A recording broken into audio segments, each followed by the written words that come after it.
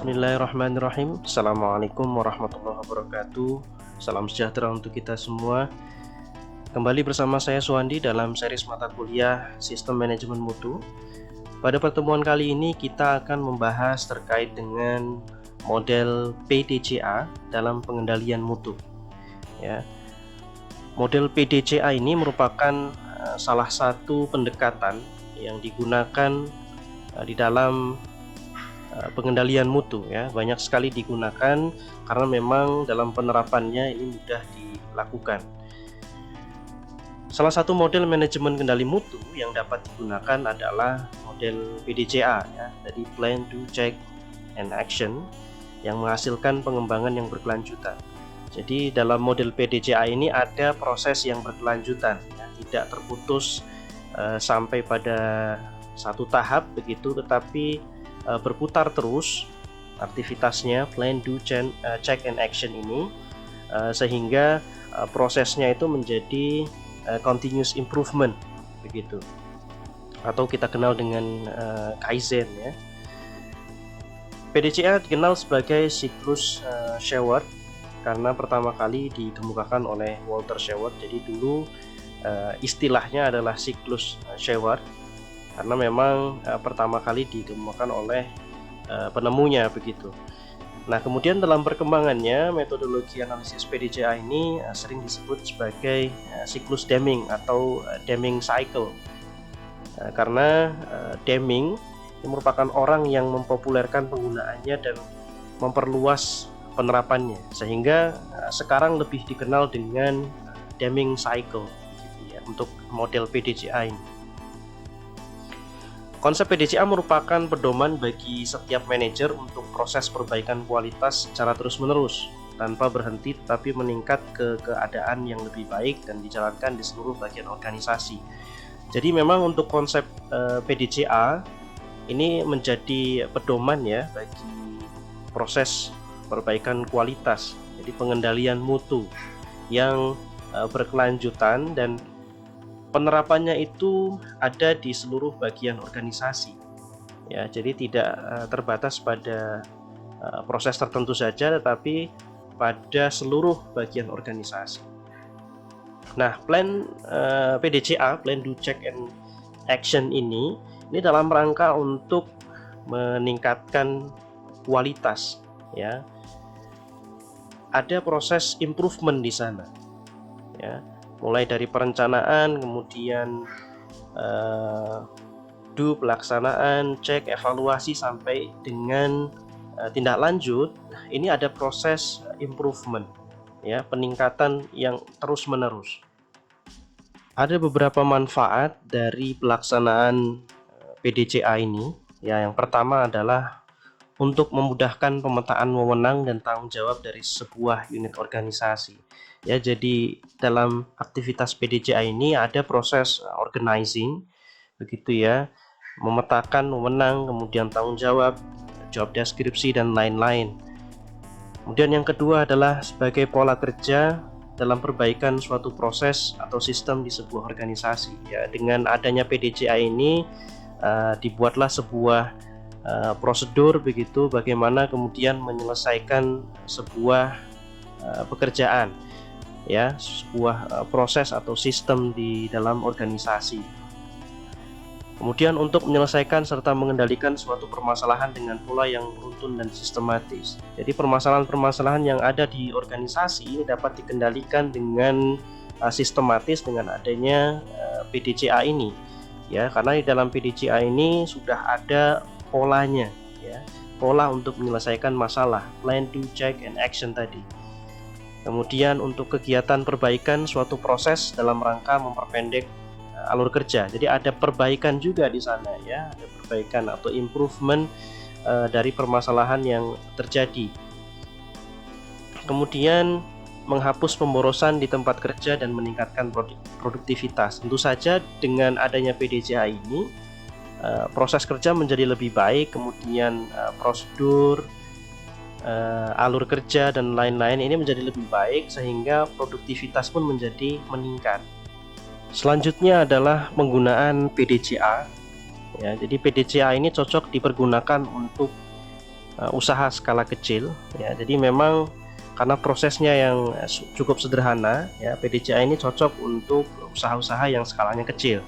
Untuk usaha atau perusahaan yang sudah berskala besar, ini tentu saja prosesnya menjadi semakin rumit ya, sehingga permasalahan-permasalahan pun menjadi lebih kompleks gitu. Sehingga PDCA ini memang kurang begitu diterapkan ya, kurang begitu cocok itu untuk usaha-usaha yang levelnya sudah sangat besar ya. Tapi memang pada proses-proses tertentu PDCA ini masih bisa digunakan.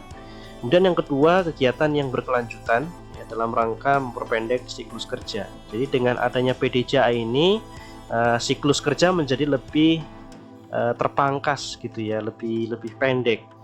Dan yang ketiga adalah menghapus pemborosan di tempat kerja dan meningkatkan produktivitas ya. Jadi dengan siklus kerja yang lebih sistematis begitu ya, produktivitas menjadi meningkat karena prosesnya menjadi lebih terukur begitu.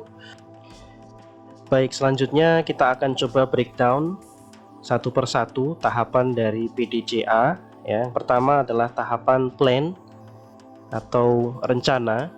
Ini adalah merencanakan tujuan dan sasaran atau goals dan proses apa yang dibutuhkan untuk menentukan hasil yang sesuai dengan spesifikasi tujuan yang ditetapkan. Jadi tahapan plan ini adalah menentukan tujuan dan sasaran ya, kemudian proses yang dibutuhkan untuk mendapatkan hasil yang sesuai dengan spesifikasi atau indikator yang sudah ditetapkan. Tahapannya adalah yang pertama mengidentifikasi harapan dan kepuasan pelanggan untuk memberikan hasil yang sesuai dengan spesifikasi. Ya, jadi penting untuk diidentifikasi harapan dan kepuasan pelanggan. Kemudian yang kedua, mendeskripsikan proses dari awal hingga akhir yang akan dilakukan, apa saja proses yang akan dilakukan begitu. Kemudian pilih salah satu permasalahan yang akan diselesaikan terlebih dahulu. Jadi dari berbagai macam permasalahan yang muncul dari proses itu, kemudian dipilih salah satu permasalahan yang akan diselesaikan pertama begitu ya, atau terlebih dahulu. Selanjutnya adalah identifikasi akar permasalahan tersebut.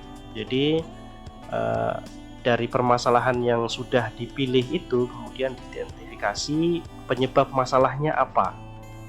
Nah, untuk membuat langkah penyelesaian masalah ini penting untuk dilihat sasaran dan proses ya. Jadi orientasinya adalah goals-nya tadi dan prosesnya bagaimana ya, dan orientasinya juga harus pada peningkatan perbaikan begitu sebelum akhirnya menentukan dan memilih penyelesaian masalah. Kemudian tahapan yang kedua adalah lakukan ya, kegiatan melakukan perencanaan proses yang telah ditetapkan sebelumnya ya. Jadi sudah ditentukan begitu prosesnya, kemudian dilaksanakan ya. Ini adalah tahapan di mana perencanaan yang sudah ditetapkan kemudian dilaksanakan. Hindari penundaan, semakin menunda pekerjaan maka waktu semakin terbuang dan pekerjaan akan bertambah banyak. Jadi memang ketika sudah direncanakan kemudian waktunya dilakukan ya, harus dilakukan sesegera mungkin ya, tidak boleh ada penundaan karena pekerjaan akan menjadi lebih banyak dan masalah pun akan bertambah ketika pekerjaan itu ditunda. Tahapannya yang pertama implementasi proses, yaitu melaksanakan rencana yang telah disusun sebelumnya dan memantau proses pelaksanaan dalam skala kecil ya. Jadi melaksanakan proses yang sudah direncanakan di tahap plan tadi ya, kemudian memantau prosesnya ya. Nah, biasanya ada project uji coba atau pilot project di sana untuk melihat bagaimana implementasi dari proses tersebut. Kemudian mengacu pada penerapan dan pelaksanaan aktivitas yang direncanakan. Jadi implementasi dari proses ini harus mengacu pada apa yang sudah direncanakan ya, indikator-indikatornya. Orientasinya harus berdasarkan pada tujuan yang sudah ditetapkan. Kemudian tahap selanjutnya adalah cek atau evaluasi. Ya, tahap ini merencanakan melakukan evaluasi terhadap sasaran dan proses serta melaporkan apa saja hasilnya. Kemudian mengecek kembali apa yang sudah dikerjakan, sudahkah sesuai dengan standar yang ada atau masih ada kekurangan. Jadi dari proses implementasi yang dilakukan tadi, ya, kemudian dievaluasi apakah sudah sesuai dengan standar yang dibuat, ya, sudah berada pada jalur yang tepat atau belum, ya, sudah berorientasi pada tujuan dan sasaran yang sudah dibuat, ataukah melenceng, ya, implementasinya. Nah, ketika ada kekurangan dan lain-lain, ini penting untuk dilakukan perbaikan. Nah, tahapan dari evaluasi ini adalah memantau dan mengevaluasi proses dan hasil terhadap sasaran dan spesifikasi dan melaporkan hasilnya. Jadi dievaluasi proses dan hasil yang yang dihasilkan begitu, dibandingkan dengan sasaran dan indikator yang sudah dibuat. Ya, jadi orientasinya harus berdasarkan pada tujuan dan sasaran yang sudah dibuat tadi. Kemudian teknik yang digunakan adalah observasi dan survei. Nah, ini teknisnya ya, menggunakan observasi dan survei dan mengacu pada verifikasi apakah penerapan tersebut sesuai dengan rencana peningkatan atau perbaikan yang diinginkan. Jadi memang setiap tindakan yang dilakukan dalam proses PDCA ini harus berorientasi pada sasaran dan tujuan, ya, atau goals-nya tadi. Jadi proses yang dibuat itu harus berdasarkan seiring dengan tujuan sasaran yang telah dibuat. Kemudian terakhir adalah act atau tindak lanjut, melakukan evaluasi total terhadap hasil sasaran dan proses dan menindaklanjuti dengan perbaikan-perbaikan. Kemudian tahap act adalah tahap untuk mengambil tindakan yang seperlunya terhadap hasil-hasil dari tahap cek. Jadi setelah dilakukan evaluasi, kemudian hal-hal yang tidak sesuai, ya, yang tidak tercapai misalnya, ini perlu untuk dilakukan tindak lanjut begitu ya. Ketika ada permasalahan dari implementasi yang sudah dilakukan, ya, dari hasil evaluasi implementasi yang sudah dilakukan, nah ini perlu untuk dilakukan tindak lanjut. Ada dua jenis tindak lanjut yang bisa dilakukan. Yang pertama adalah tindakan perbaikan atau corrective action. Ini berupa solusi terhadap masalah yang dihadapi dalam pencapaian target. Tindakan perbaikan ini perlu diambil jika hasilnya tidak mencapai apa yang telah ditargetkan. Jadi ketika tujuan atau goals itu tidak tercapai, maka perlu adanya perbaikan. Nah, ketika tujuan itu tercapai, maka perlu ada tindakan standarisasi. Ya, artinya apa yang sudah dilakukan itu sudah sesuai gitu, sehingga perlu untuk dibuat standar. Nah, sehingga proses itu menjadi bisa dilakukan terus-menerus begitu ya, menjadi model bagi pelaksanaan berikutnya. Kemudian kesimpulannya adalah PDCA merupakan satu siklus yang tidak terputus dan saling berinteraksi satu sama lain. Siklus PDCA sudah seharusnya digunakan untuk meningkatkan sistem manajemen mutu, kinerja organisasi secara terus-menerus. Jadi PDCA ini memang tepat dipakai, ya, karena memang PDCA ini merupakan siklus yang terus-menerus begitu ya, perbaikan yang berkelanjutan. Ya, plan, do, check, and action, kemudian kembali lagi plan, do, check, and action. Jadi hasil dari evaluasi kemudian tindak lanjut itu menjadi input kembali dalam proses perencanaan berikutnya. PDCA merupakan proses yang kontinu dan berkesinambungan. Jika produk tidak sesuai dengan mutu yang direncanakan, maka proses tersebut dapat dipergunakan di masa mendatang. Sebaliknya, jika hasilnya sudah sesuai dengan yang direncanakan, maka prosedur tersebut harus diperbaiki atau diganti di masa mendatang. Jadi tadi memang ketika targetnya sudah tercapai, maka perlu ada standarisasi. Kemudian ketika targetnya tidak tercapai, perlu ada perbaikan, sehingga prosesnya menjadi berkesinambungan, ya, PDCA ini. Ya, produk-produk yang memang sesuai dengan mutu atau kualitasnya sudah sesuai yang direncanakan, maka proses tersebut bisa digunakan pada proses di masa yang akan datang. Jadi bisa digunakan terus-menerus begitu ya.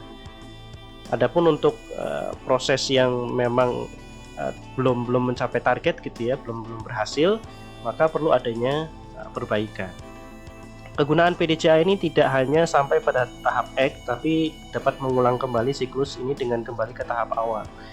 Mengulang semua tahap ini secara berurutan agar sistem pengendalian mutu mencapai kestabilan dan mengalami peningkatan secara terus-menerus. Jadi memang keunggulan dari PDCA ini adalah proses yang berkesinambungan ini. Jadi dari proses perencanaan sampai dengan tindak lanjut, kemudian tindak lanjut itu menjadi input bagi proses perencanaan berikutnya, sehingga prosesnya menjadi berputar ya, berkesinambungan. Baik, saya kira itu untuk pertemuan kali ini ya, sedikit tentang PDCA. Terima kasih, kita ketemu lagi di sesi berikutnya. Kita akhiri dengan bacaan syukur. Alhamdulillahirabbil alamin. Assalamualaikum warahmatullahi wabarakatuh.